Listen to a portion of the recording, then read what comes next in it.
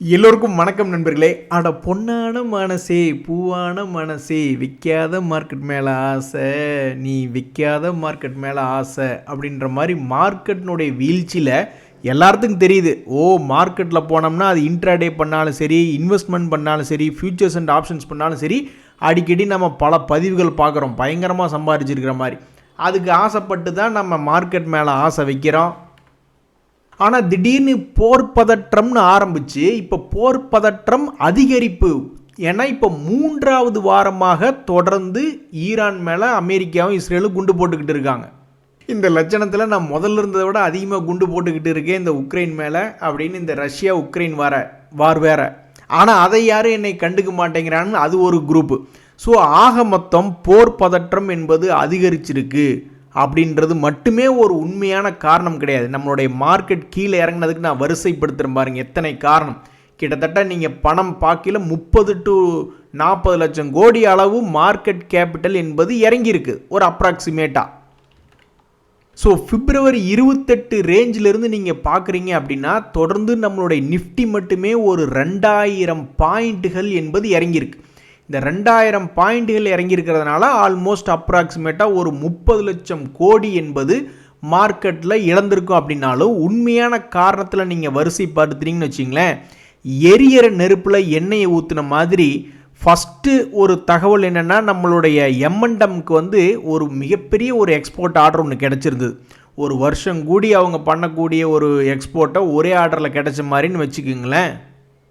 கரெக்டாக அந்த வார் ஆரம்பிக்கிற சமயத்தில் தான் அவ்வளவு பெரிய ஆர்டர் 1 லட்சம் ட்ரக் ஆர்டர் என்பது கேன்சல் ஆகி போச்சு, அல்லது டெம்பரரியாக நிறுத்தி சஸ்பெண்ட் அப்படின்ற மாதிரி ஆயிடுச்சு. இதனால் என்னாச்சு, ஆட்டோ செக்டர் நல்லா இருந்த ஆட்டோ செக்டரில் ஒரு மிகப்பெரிய கும்பா செய்தி. அதுக்கப்புறம் ஒரு பேங்க் ஒன்று ஒரு மிகப்பெரிய ஒரு கவர்மெண்ட் அக்கௌண்ட் வச்சுருக்காங்க, அந்த பணத்தையே காணோம்னு சொல்லிட்டாங்க. அது ஒரு மிகப்பெரிய ஒரு செய்தி. அதுக்கப்புறம் இண்டிசஸில் மிகப்பெரிய பேங்க்குகளுடைய வெயிட்டேஜ் கொஞ்சம் குறையணும் அப்படின்றது இன்னொரு செய்தி.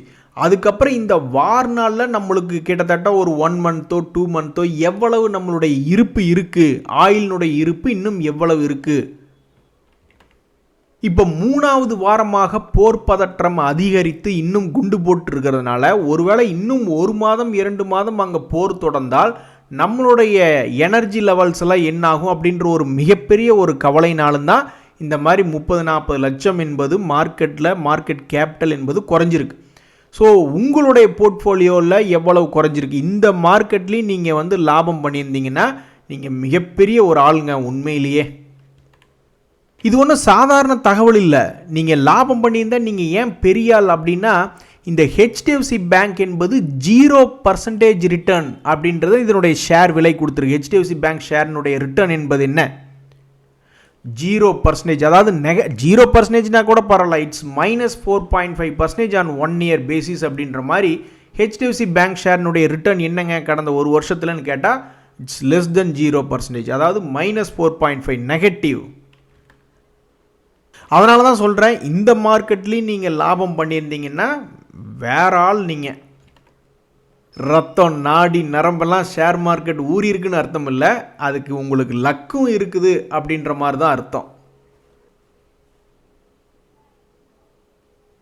ஸோ எல்லாரும் பயந்து ஓடுற இந்த ஷேர் மார்க்கெட்டில் சம்பாதிக்கணும் அப்படின்னா மாற்றி யோசிச்சாவே பல பேர்த்துக்கு ஒர்க் அவுட் ஆகும் அப்படின்ற மாதிரி தான் பல ட்ரேடர்கள் நினச்சிக்கிட்டு இருக்காங்க. அவங்க என்ன நினச்சிக்கிட்டு இருந்திருப்பாங்கன்னா, சரி ஓகே 200 days மூவிங் ஆவரேஜுக்கு கீழே அந்த 25,300க்கு கீழே போகும் பொழுதே சரி நீ மார்க்கெட்டில் நிறைய பேர் ஏறும்னு நம்பி உட்காந்துக்கிட்டு இருப்பாங்க.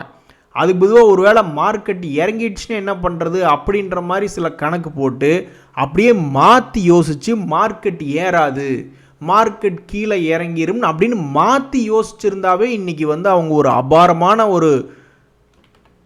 ஒரு கிணறுனுடைய ஆழம் தெரியாமல் நீச்சல் தெரியாத ஒருத்தன் உள்ளே இறங்கி ஆழம் பார்க்க போன கதையாக மார்க்கெட்டில் பையிங் த டிப் அப்படின்ற ஒரு கான்செப்ட் இருக்குது. ஸோ நிறைய பேர் பையிங் த டிப்னு எப்போவுமே இருக்கக்கூடிய ஒரே ஃபார்முலாவில் போயிட்டே இருக்காங்க.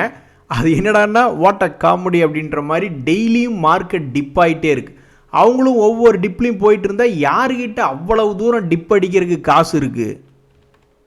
ஸோ ஸோ மார்க்கெட் உதவி செய்யலினே மாற்றி யோசிக்கிறது தான் வெற்றிக்கு வழி. ஸோ ஒன்றா அந்த மாதிரி ஹெட்ஜிங் எடுத்து மார்க்கெட்டு இறங்காதுன்னு சில பேர் நினச்சிக்கிட்டு இருப்பாங்க. அதுக்கு பொதுவாக மார்க்கெட் இறங்கிடுமோன்னு மாற்றி யோசித்து இது போன்ற புட் ஆப்ஷனில் எடுத்து ஜெயித்தவங்களும் இருப்பாங்க. இல்லைன்னா பழைய நிலைக்கு திரும்பிடணும். ஒரு 60% 80% கிராஷ் ஆன பங்குகள் எது அப்படின்ற மாதிரி லிஸ்ட் எடுத்து வச்சு அதை வாட்ச் பண்ணணும்.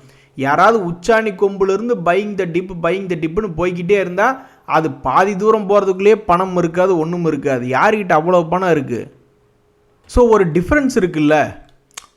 ஒரு உச்சியிலிருந்து கீழே குப்புற உழுகிறதுக்கும் அடிவாரத்திலிருந்து கீழே அப்படியே நிற்கிற இடத்துலேருந்து கீழே உழுகிறதுக்கும் 2வது மாடியிலிருந்து உழுகிறவங்களுக்கும் வித்தியாசம் இருக்குல்ல. ஒரு உதாரணத்துக்கு எக்ஸாம்பிளுக்கு பார்த்தோம்னா இந்த ஹெட்ஜி இன்ஃப்ரா இன்ஜினியரிங்னு ஒரு பங்கு இருக்குதுன்னு வச்சுங்க. அது அவன் லாபம் செஞ்சு கொண்டு இருக்கக்கூடிய கம்பெனியாக தான் இப்போ வரைக்கும் தன்னைத்தானே காமிச்சிக்கிட்டு இருக்கான். இன்னும் நஷ்டம் ஆரம்பிக்கல.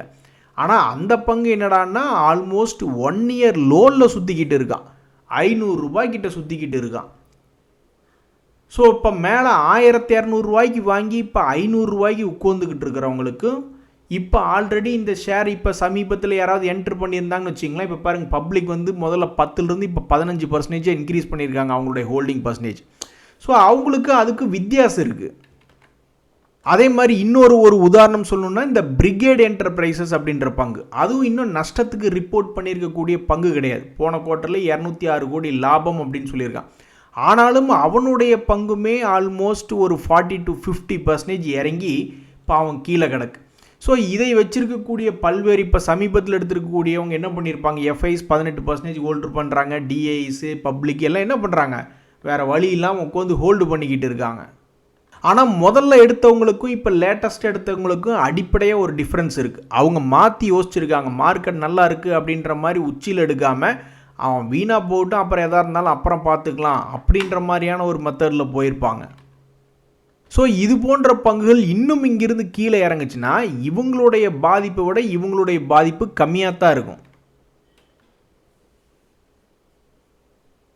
இங்கே பாருங்கள், ஒரு நண்பனுடைய 20 வருஷ அனுபவம். அட மார்க்கெட் கிராஷ் ஆகிறத பார்த்து பேனிக் ஆகாதீங்க. வாரன் பஃபட் அவர்களும் அப்படி தான் சொல்லிகிட்டு இருப்பார். மார்க்கெட் கிராஷ் ஆகும் பொழுது ஒரு நல்ல பிஸ்னஸ் கம்மியான ரேட்டில் வந்து உழுகும் பொழுது அது ஒரு ஆப்பர்ச்சுனிட்டியாக தான் பார்க்கணும், பயப்பட்டு பிரயோஜனம் இல்லை அப்படின்ற மாதிரி சொல்லுவாங்க. நண்பர்களே, பல பேருக்கு ஒரு அசைக்க முடியாத ஒரு ஆபத் பாந்தவனாக இருந்தது மியூச்சுவல் ஃபண்டு தான். ஒரு நண்பர் வந்து மியூச்சுவல் ஃபண்டில் வந்து குறிப்பாக இந்த Motilal mid cap mutual fund அப்படின்றதுல வந்து எனக்கு 80,000 லாஸ் இருக்குது, கிட்டத்தட்ட 20% லாஸ். நான் வந்து ஒரு மியூச்சுவல் ஃபண்டுன்னு இல்லை, நான் பல்வேறு மியூச்சுவல் ஃபண்டுகளில் போட்டிருக்கேன். சிலதுலாம் வந்து ஒரு 5 to 7% மைனஸில் இருக்குது. ஆனால் இந்த மோத்திலால் மிட் கேப்பில் மட்டும் இப்படி 25% இறக்கி விட்டாங்களே அப்படின்ற மாதிரி ஃபீல் பண்ணிக்கிட்டு இருக்காரு. இப்படி 25% பக்கம் ஒரு மியூச்சுவல் ஃபண்ட் இறங்குதுன்னா அது கம்முன்னு நான் டைரக்ட் ஸ்டாக்லேயே போட்டுக்குவேனே அப்படின்ற மாதிரி அவருடைய ஃபீலிங். அது ஏன் அந்த பர்டிகுலர் மியூச்சுவல் ஃபண்டும் இப்படி கீழே இறங்குதுன்னா, மியூச்சுவல் ஃபண்டினுடைய தகவல் எல்லாமே டிரான்ஸ்பரண்ட்டு தான். அவங்க வந்து என்ன டாப் 10 ஹோல்டிங் என்ன மற்றும் மொத்த ஹோல்டிங் என்ன என்பதை அவங்க சொல்லிக்கிட்டே தான் இருப்பாங்க. ஸோ இது போன்ற தகவல்கள்லாம் நம்ம இப்போ மணி கண்ட்ரோல் வெப்சைட்டில் போய் நம்ம பார்க்குறோன்னு வச்சிங்களேன், அவங்களே வந்து இப்படி கம்பேரிசன் பண்ணியிருப்பாங்க. இந்த மோத்திலால் மிட் கேப் ஃபண்ட் அப்படின்றதும் இந்த மிட் கேப் இண்டெக்ஸ் அப்படின்றதும் எப்படி பர்ஃபார்ம் பண்ணியிருக்குன்னு பார்த்தா, மிட் கேப் இண்டெக்ஸ் வந்து உண்மைதான், சமீபத்தில் இந்த இண்டெக்ஸே வந்து பெருசாக இறங்கலை. ஆனால் இந்த மோத்திலால் ஓஸ்வால் மிட் கேப் அப்படின்ற ஃபண்டு வந்து அவன் வந்து பெருசாக இறங்கியிருக்கான். ஸோ அவங்க என்ன ஸ்டாக் வச்சுருக்காங்க அப்படின்றதெல்லாம் பார்த்தீங்கன்னா, அவங்க ஏதோ கொலாட்ரலைஸ்டு பாரோயிங் அண்ட் லெண்டிங் ஆப்ளிகேஷன் சொல்லிட்டு அதில் அவங்க ஒரு 10% பக்கம் அவங்க ஹோல்டு பண்ணிக்கிட்டு இருக்காங்க. அப்படின்னு என்ன அர்த்தம், அது மார்க்கெட் மேலே ஏறி இருக்கும்போது இது பர்ஃபார்ம் பண்ணியிருக்காது, இறங்கி இருக்கும்போதும் பெருசாக லாஸ் கொண்டு வந்திருக்காது. ஏன்னா அதுலாம் ஒரு பாரிங் அண்ட் லெண்டிங் அது ரிலேட்டடாக போயிட்டோம்னாவே அதுக்கு உண்டான ஏர்னிங்ஸ் கொஞ்சம் கம்மியாக இருக்கும். அதே மாதிரி இந்த பர்சிஸ்டன்ட் சிஸ்டம்ஸ் அப்படின்றது 10% வெயிட்டேஜ் கொடுத்து வச்சுருக்காங்க. நார்மலாக நீங்கள் வந்து 3% 4%ன்னு ஒரு ஃபண்டு வந்து ஒரு ஸ்டாக்கில் வச்சுருப்பாங்க அப்படின்ற மாதிரிலாம் சில பேர் பார்த்துக்கிட்டு இருப்பாங்க. ஸோ இந்த பர்சிஸ்டன்ட் வெயிட்டேஜ் சிஸ்டம்ஸ் அப்படின்றது அவன் மட்டும் தனியால் 6% கடந்த ஒரு மாதத்தில் இறங்கியிருக்கான். அதே மாதிரி கோஃபோர்ஜ் அப்படின்ற ஒரு பங்கு அவன் ஒரு மாதம் கூடி வெறும் 1% தான் ஏறி இருக்கான். ஸோ மொத்தமாக செக்டர் வைஸ் இவங்க எப்படி அலோகேட் பண்ணியிருக்காங்கன்னா, டெக்னாலஜியில் 64% ஹோல்டு பண்ணி வச்சுருக்காங்க. அது என்னடான்னா மிகப்பெரிய ஒரு ஓட்டையை போட்டு வச்சுருக்கு அவங்களுடைய இதை போர்ட்ஃபோலியோவில். ஸோ ஒரு மியூச்சுவல் ஃபண்டு ஏன் பர்ஃபார்மன்ஸ் பண்ணல, அது போன்ற தகவல்லாம் இந்த மாதிரி தான் அவங்க என்ன ஹோல்டிங் வச்சுருக்காங்க அப்படின்ற டீட்டெயில் எடுத்து வச்சு பார்க்க முடியும். அந்த ஃபண்ட் மேனேஜர் இப்படி யோசிச்சிருக்கலாம், டெக்னாலஜி ரிலேட்டடான செக்டர் வந்து மேபி அவுட் பர்ஃபார்ம் பண்ணுமோ அப்படின்ற மாதிரி நினச்சிருக்கலாம். அது ஆர்டிஃபிஷியல் இன்டெலிஜென்ஸ் வந்து டெக்னாலஜி செக்டரே இப்போ அவன் சமீபத்தில் கும்பா பாடிடுச்சு. அதே மாதிரி இப்போ நியூஸ் இருக்கக்கூடிய செக்டர்களில் இந்த எனர்ஜி ரிலேட்டடான பங்குகள்லாம் கண்ணா பின்னான்னு இறங்கி ஏறிக்கிட்டு இருக்காங்க. இந்த 2026 மட்டும் இந்த எம்ஆர்பிஎல் வந்து அழகாக ஒரு ரவுண்டு 140லேருந்து 210 வரைக்கும் ஒரு அற்புதமான ஒரு ரவுண்டு போயிருக்கான். இனி அடுத்தது இந்த பங்கினுடைய ரவுண்டு வந்து எப்படி இருக்கும்? தற்போதைக்கு 210 வரைக்கும் போயிட்டு 180 ரூபா ஒரு சென்டர் பாயிண்ட்டுக்கு வந்து நிற்கக்கூடிய பங்கு திரும்ப மேல் நோக்கி ஏறுமா அல்லது தன்னுடைய பழைய ரேட்டுக்கு பக்கத்தில் கீது 200 days மூவிங் ஆவரேஜ் பக்கத்தில் கீது விழுகுமா அப்படின்றது தெரியாதபடிக்கு. ஸோ நியூஸ் இருக்கக்கூடிய பங்குகள் எந்த பக்கம் வேணாலும் வயலண்ட்டாக போகலாம். ஐடி ரிலேட்டடான பங்குகள் வயலண்ட்டாக கீழே போயிட்டானுங்க. இதிலிருந்து என்ன தெரியுதுன்னா நண்பர்களே, அந்தந்த பிளான் போட்டு வர்றவங்க அந்தந்த பிளானுக்குள்ளே தான் இருக்கணும். ஸோ இன்ட்ராடேன்னு மார்க்கெட்டுக்குள்ளே வர்றவங்க இன்ட்ராடேக்குள்ளே இருக்கணும். அதே மாதிரி தான் நான் வந்து டிவிடெண்டுக்காக தான் மார்க்கெட்டுக்குள்ளே வந்தேன்னா அதுக்காக மட்டும் இருக்கணும். இல்லை நான் ஒரு 1 லட்சத்தை தூக்கிட்டு வந்தேன், அதில் ஒரு 5000க்கு மட்டும்தான் நான் ரிஸ்க் எடுப்பேன், அதுக்கு மேலே ரிஸ்க் ஆகிற மாதிரி இருந்தால் நான் மார்க்கெட் விட்டே வெளியே போயிடுவேன். சரி 1 லட்சம் போட்டால் 5000 போனாலும் மீதி 95,000 ரூபா இருக்குமில்ல அப்படின்ற மாதிரி பிளானில் வந்துட்டு கடைசியில் பயந்துக்கிட்டு 5000 போயிட்டு போகிற சமயத்தில் சரி எதுக்கு இன்னும் கொஞ்சம் எடுத்து பார்ப்போமே, ரிஸ்க் எடுத்து பார்ப்போமே. ஸோ இதெல்லாம் ரொம்ப தவறுங்க. ஷார்ட் டேர்மாக நான் உள்ள மார்க்கெட்டுக்குள்ளே சும்மா எப்படி இருக்குதுன்னு பார்க்கணுன்ட்டு வர்றேன் அப்படின்னு சொல்லிட்டு மார்க்கெட்டு இறங்குறத பார்த்தோன்னே கொஞ்சோண்டு வெறும் 1000-2000 ரூபா ஸ்டாப் லாஸ் போடுறதுக்கு பயந்துக்கிட்டு கடைசியில் 40-50% லாஸில் ஹோல்டு பண்ணுறதுனால நம்மளுக்கு வந்து அதிகமாக பிரச்சனை தான். இல்லைன்னா நீங்கள் வந்ததே லாங் டேர்ம், ஸ்டாக் மார்க்கெட் என்னங்க கீழே இறங்கினாலும் அதெல்லாம் நான் தைரியமாக கோந்துருப்பேன், மறுபடியும் ஆவரேஜ் பண்ணிவிட்டு எப்போ மேலே வருதோ அப்போ நான் விற்றுக்கிறேன் அப்படின்ட்டு உள்ளே வந்துட்டு அப்புறம் மறுபடியும் அதை மாற்றி பண்ணக்கூடாது. ஸோ முதல்ல போட்ட பிளான் என்ன, அந்த பிளான் படி போகணும் அப்படின்றவங்களுக்கு தான் எந்த விதமான பயம், there is no fear அப்படின்றது. ஒரு உதாரணத்துக்கு பார்த்தீங்கன்னா சில பேர் வந்து மேலே ஓடிக்கிட்டு இருக்கக்கூடிய பங்குகள்லாம் இன்னும் ஓடும், கீழே வந்தாலும் தைரியமாக உட்காந்துக்கிட்டு இருப்பேன் அப்படின்னு சில பேர் இருப்பாங்க. சில பேர் எனக்கு எதுக்கு அந்த வேலை, 60-70% இறங்கின பங்குகளை மட்டுமே கான்சன்ட்ரேட் பண்ணுவேன்னு அவங்க டீசெண்டாக ஒரு பக்கம் ஒதுங்கிடுவாங்க. இப்போ ஒரு உதாரணத்துக்கு பார்த்தீங்கன்னா இந்த ஐடிபிஐ அப்படின்ற பங்கு ஆல் டைம் ஹையிலிருந்து இறங்கிட்டு இருக்கான். தன்னுடைய ஆல் டைம் ஹை என்பது 115 ரூபா, அது எப்போ 2024 வந்த ஹைன்னு நினைக்கிறேன். அந்த ஹையை வந்து ஒரு நாள் தாண்டி காமிச்சான், பயங்கரமான சரிவு. அப்போவே வந்து பல பேர் துன்பத்தில் தான் இருந்தாங்க. கடவுளாக பார்த்து அவங்க எல்லாத்தையும் காப்பாற்றி விடுற மாதிரி இந்த ஐடிபிஐ பேங்க் என்ன நினச்சான்னு தெரில, ஒரு அற்புதமான ரெக்கவரி, பழைய இடத்துக்கே வந்தான். ஆளை விட்றா சாமி அப்படின்னு நிறைய பேர் தப்பிச்சு ஓடி இருந்தாங்கன்னா ஓரளவுக்கு ஓகே அப்படின்ற மாதிரி இருந்திருக்கும் இந்த ஐடி பேங்கினுடைய தற்போதைய நிலைமையின் கணக்கின்படி. இப்போ மறுபடியும் இந்த பங்கு என்ன பண்ணியிருக்கு, 116 ரூபாயிலிருந்து இப்போ 92 ரூபாய்னு வந்து விழுந்திருக்கு. யாராவது இப்படி உச்சாணி கொம்பில் எடுத்து கீழே விழுந்தாலும் நான் பயப்பட மாட்டேன் அப்படின்னு உட்காந்துக்கிட்டு கீழே விழுகும் பொழுது பயப்பட்டால் எப்படி இருக்கும்? அதுக்கு தான் பல பேர் என்ன பண்ணுறாங்கன்னா மொத்தமாக கிராஷ் ஆகி விடுங்க, எல்லா கோட்டையும் அழிச்சிட்டு எல்லோரும் ஜீரோலிருந்து ஆரம்பிங்க அப்படிங்கும்போது எவ்வளவு தெளிவாக இருக்கும். அது மாதிரி தான் பல பேர் அதனால தான் 60-80% கிராஷ் ஆனால் மட்டும் உள்ளே என்ட்ரு ஆகிறாங்க. ஒன்றா அந்த மாதிரி யோசிக்கணும். இல்லைன்னா மார்க்கெட் வந்து எல்லாம் மேலே ஏறும் அப்படின்னு நினச்சிக்கிட்டு இருக்கீல, இல்லை இறங்கிருன்னு சொல்லி மாற்றி யோசிச்சாது ஜெயிச்சு வர மாதிரி இருக்கணும். அப்படி இல்லைன்னா ஸ்டாக் மார்க்கெட்டினுடைய விலைகள் இறங்கும் பொழுது பயம் என்பது தவிர்க்கவே முடியாது. இந்த சமயத்தில் பெரிய அளவில் அக்கௌண்ட் வச்சுருக்கவங்களுக்கு கூட இப்போ கொஞ்சம் மனசு வலிக்க தான் செய்யும். ஒரு நண்பர் கூட கமெண்ட் போட்டிருந்தார், 45 லட்ச ரூபா நான் ப்ராஃபிட்டில் இருந்தேன் இந்த போருக்கு முன்னாடி, இப்போ எடுத்து பார்த்தா வெறும் 20 லட்ச ரூபா தான் ப்ராஃபிட்டில் இருக்குது அப்படின்றாங்க. ஸோ எல்லாருக்குமே பெரிய அமௌண்ட்டு போடும் பொழுது கொஞ்சம் பயம் என்பது வரும். இதில் சில பேர் என்ன பண்ணுவாங்க, சரி கையில் இருக்கிற கூடிய ஹோல்டிங்கை விற்று வாங்கி ஏதாவது ஆவரேஜ் பண்ண முடியுமா, காஸ்ட் ப்ரைஸை குறைக்க முடியுமான்னு பார்த்துட்டு இருப்பாங்க. அதில் ஒரு டிஃப்ரென்ஸ் என்பது ஒன்று இருக்குது. ஒரு இருக்கக்கூடிய பணத்துக்கு ஒரு பங்கை முதல்ல வாங்கி அதுக்கப்புறம் விற்கிறாங்கன்னு வச்சுக்கோங்களேன், அது என்ன ஆகுதுன்னா அவங்களுடைய போட்ட பணத்தையும் வெளியே எடுத்துரும் அக்கௌண்ட்டை விட்டு, அல்லது அக்கௌண்ட்டில் லெட்ஜரில் வந்து போட்ட பணமும் வெளியே வந்துடும், கூட அவங்க வாங்கி விற்ற லாபமும் வெளியே வந்துடும். ஸோ போட்ட பணம் ப்ளஸ் லாபம் ரெண்டுமே ஃப்ரீ, எந்த விதமான கிரிட்டிக்கல் பொசிஷன்லையும் இல்லாமல் இருக்கும், லாக் ஆகாமல் இருக்கும். இதுவே கையில் இருக்கக்கூடிய பொசிஷனை விற்று வாங்கும் பொழுது அதில் என்ன அப்படின்னா, கையில் இருக்கக்கூடிய பொசிஷனை விற்றுட்டு மறுபடி கீழே இறங்கும்போது லாபம்னு சொல்லி ஒருத்தர் வாங்கிட்டார்னா அதுக்கு என்ன அர்த்தம்னா, மறுபடி பொசிஷன் அவர் கையில் இருந்துக்கிட்டே தான் இருக்குன்னு அர்த்தம்.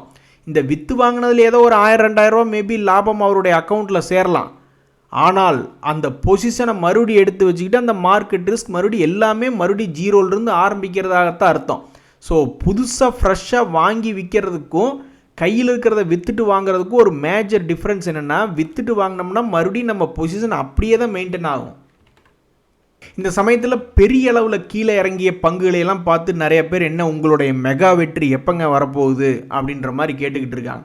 முதல்ல நான் நிற்கிறக்கே வழியை காணோம் அப்படின்ற மாதிரி பல்வேறு பிரபலமான பங்குகள், இந்த ஹெச்டிபி ஃபினான்ஷியல் சர்வீசஸ் எல்லாம் ரொம்ப பிரபலமான பங்கு, அதெல்லாம் ஒரு 20-30% பக்கம் சமீபத்தில் 27% என்பது இறங்கி கிடக்கு.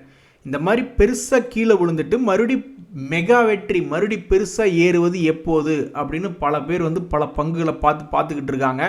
இப்போ வரைக்கும் ஒன்றும் பெரிய விஷயத்தை காணோம். ஏன்னா இந்த மாதிரி உண்மையான காரணம் இந்த மார்க்கெட் கிராஷுக்கு வந்து இந்த போர் பதற்றம் அதிகரிப்பு மட்டும் இல்லை. ஏற்கனவே நம்ம பேசின மாதிரி ஆட்டோத்துறையில் வந்த ஆர்டர் கேன்சல் ஆனதுலேருந்து அது ஒரு பாஸ் ஆனதுலேருந்து அது ஒரு இறங்கு முகமாக இருக்குது. அதே மாதிரி நம்ம இருக்கிறதே ட்ரை சீசன் நண்பர்களே. நம்மளுக்கு இனி இந்த ஒரு 15 நாளில் வந்து இந்த மார்ச் மாதம் முடிஞ்சு ஏப்ரல் மாதத்தில் தான் Q4 ரிசல்ட்டினுடைய சீசன் வருது. இப்போ நம்ம டல் சீசனில் இருந்த ட்ரை சீசன் ஒரு செய்தியும் இருக்காது. கரெக்டாக பேட் நியூஸ் ஒரு 4-5 பேர் சேர்ந்துக்கிட்டு நம்ம மார்க்கெட்டை இறக்கி விட்டுட்டாங்க. இதே பேட் நியூஸ் நான் நல்லா எத்தனையோ மார்க்கெட்டுகளை பார்த்துருக்கேங்க. இதே பேட் நியூஸ் இப்படியே இருக்கட்டும், வார் இன்னும் ஒரு மாதத்துக்கு கூட தொடரட்டும். நம்ம ஒரு ஏப்ரல் 10ஆம் தேதி 15ஆம் தேதி வரையில் ஏகப்பட்ட கம்பெனிகளுடைய ரிசல்ட்டுகள் வர ஆரம்பிச்சிடும். அப்போ வந்து அந்த தனிப்பட்ட பங்குகளினுடைய ரிசல்ட்டை தான் பார்த்து அது ஒரு 10-20% ஏற்றி விடுவதற்கோ அல்லது ஒரு 10-20% இது என்னங்க கிராஷு, வார் கிராஷு, நான் பாருங்கள் இறக்கி விட்றேன்ற மாதிரி அந்த Q4 ரிசல்ட்டுனால ஒரு 10-20% இறங்குவதோ அப்போ தான் ஒரு மிகப்பெரிய ஒரு சீசன் என்பது வரும். இப்போ நாம் இருக்கிறது வந்து ட்ரை சீசன், இதில் ஒன்றுமே இல்லை. கரெக்டாக இந்த நேரம் பார்த்து பேட் நியூஸ் வந்து நம்மளை போட்டு தள்ளிக்கிட்டு இருக்குது. ஸோ எல்லோரும் பயந்து ஓடுற மார்க்கெட்லேயும் பணம் என்பது இருக்குது, எல்லோரும் ஆசைப்படக்கூடிய புல்லிஷ் மார்க்கெட்லேயும் பணம் இருக்குது. ஆனால் அதை கரெக்டாக பண்ணுறவங்களுக்கு தான் அப்படின்றதான் உண்மையான ஒரு வேலிட் பாயிண்ட். இன்றைய தகவல் அனைத்து உங்களுக்கு உதவியாக இருந்தால் எனக்கு மகிழ்ச்சி தான். ரொம்ப நன்றி, வணக்கம்.